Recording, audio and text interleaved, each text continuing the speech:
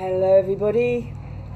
So Felicity has asked me to speak about Cancer season in relation to yoga.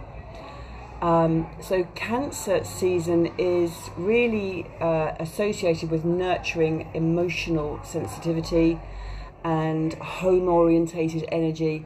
And this astrological period is ruled by the moon, which symbolises intuition, emotions and the subconscious. And in terms of yoga and the chakras, there are specific practices and focuses that align really well with the themes of the Cancer season. So I'm just going to talk very quickly about 3 or 4 yoga postures that you can practice during this season. And what I'll do is I'll probably do some videos and pictures later. But one of them is the heart chakra, anahata, the colour being green or pink, obviously located in the heart. And one of the poses that you can do for this is the cobra. Now I'm going to make another little video about the cobra, but I do find that many people trying to do the cobra are not actually opening the heart because they're so tight and closed in the heart. So I don't always find that that is the best pose for opening the heart. So my suggestion would be to actually go into the cat and the cow. So on all fours with the shoulders over the wrists, draw the shoulders down. People often do cat and cow with really raised shoulders. So keeping nice alignment of the spine, so length through the spine. I've got a real thing about keeping length in the spine. And you can just really go into a rounded back position, curving the spine, nice rounded back, and then hollowing the back. Okay, and it's on that hollowing you can really draw the shoulders back. You've got space to do that, as wherein often the cobra can be more restricted for people with certain back issues. So just going into your rounded and hollowed back, and you can exhale as you round the back and inhale and really enjoy that lovely opening. Likewise, you could also do the camel pose. I'll give more information later. And it's all about empathy and love and just being open-hearted. And that's really great at this emotional time where we want to be self-nurturing and really taking care of ourselves. And of course, other postures you could do is the bridge pose, where you're lying on your back with your arms by your side, feet a good hip width apart, maybe a little bit wider than your hips, and then just lifting those hips up as high as you can, pulling the arms down, activating the back of the body and really opening the heart. So the other one that we can look at is another posture we can look at is looking around the sacral chakra in the lower abdomen, where the element is water. And to go into the lower abdomen, a really nice posture to do is the goddess pose. Now this goddess pose, again, it's around emotions, creativity. It's linked often to Kali. It's a strong, powerful pose. It opens the hips, Utthita Konasana, and it's a lovely freeing movement for your hips. And it's also very powerful. So you just stand with the feet nice and wide. Now I often find when I look something up, or when I look a posture up, or I see what other people are teaching, there's not a lot of allowing for different body types. And so I would like to do this video as a little extra video to reshare, because I find that what you see online often is for very fit, mobile, flexible bodies, and we don't all have those. Even me at 63, like, I'm strong and fit, but I find I can't do a lot of stuff that I'm seeing on YouTube because my body's not like that anymore. My hips are getting tighter even though I exercise. So don't be fooled into thinking you need a body like you see online, for starters, okay? But it's really important to maintain the flexibility in the hips and to have the strength of the pelvic floor and all the core muscles, which the pelvic floor is part of your core, which is why personally I think understanding the body and the alignment of the body is really so important. So you literally stand with your feet wide, turn the feet out. You're going to bend the knees, making sure the knees are pointing in the same direction as the second toe, keeping the back straight.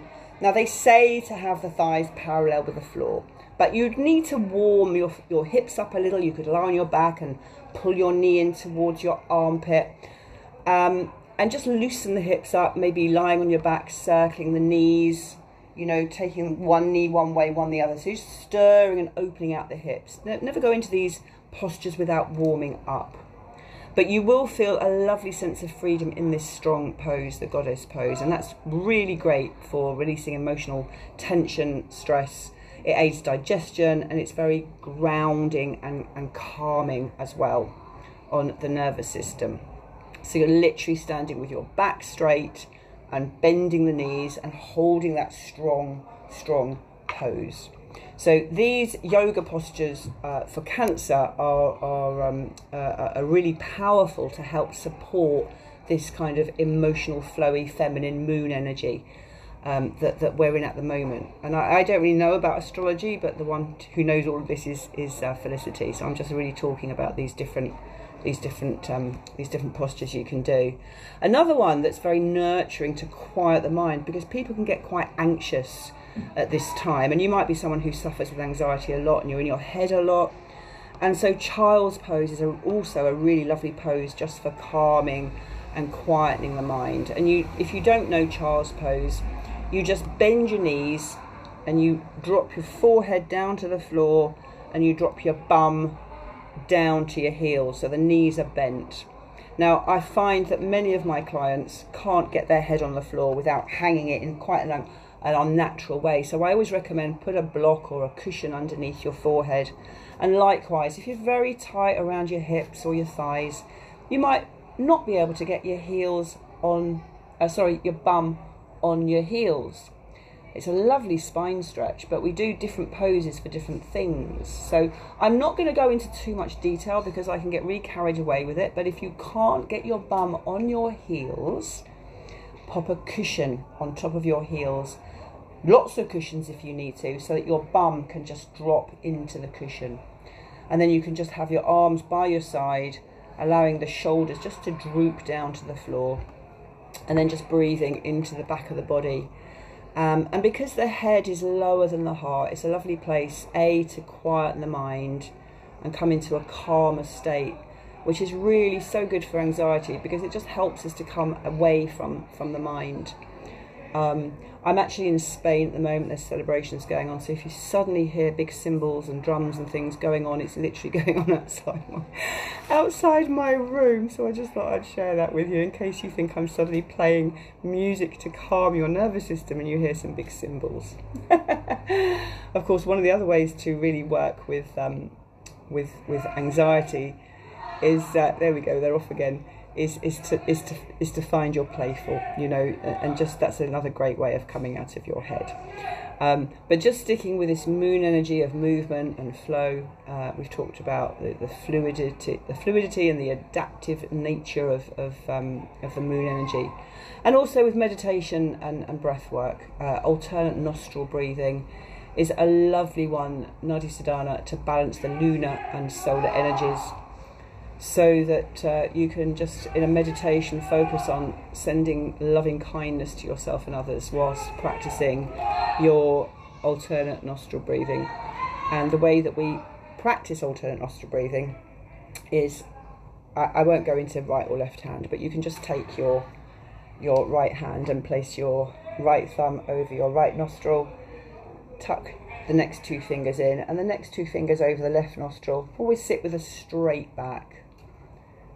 And just gently close your eyes, relax your jaw, relax your belly, and we'll just take a long exhale through the left nostril and then inhale through the left. Hold the breath at the top and then exhale through the right. Nice long exhale and then inhale through the right. Hold by closing both nostrils, hold the breath. And exhale through the left. Now just a few contraindications. Keep it going. Inhale through the left. If you've got high blood pressure, don't hold the breath at the top. Inhale through the left. Hold. And exhale through the right. Inhale right. Hold. And exhale left. Let's do 2 more rounds. Inhale left. Hold. Exhale right. Inhale right, hold, and exhale left. You can just take your hands away and just notice the effects of that Nadi Sadhana alternate nostril breathing. What you may notice is that your head feels clearer and calmer. It's great for balancing the yin and the yang, and you may find that you're more balanced in the left and the right side. So it's a really great exercise to do in this Cancer season. And I often do this pranayama exercise at the end of my Shaktilatis sessions. So I hope that was useful, and I'll make a few videos at some point, maybe when the celebrations outside stop, with a little bit more guidance around these poses. And if you'd like more information on my classes and sessions, then do reach out and get in touch, riseshakti.com. Thanks for listening. I hope you enjoyed that. And thanks, Felicity, for bringing this really important aspect of astrology and the body and the emotions. And one final point around, I do a lot of emotional work with people, and what's really important at this time, if you are feeling emotional, is to reach out for help, but also to allow yourself to feel, because that's how we heal. Namaste.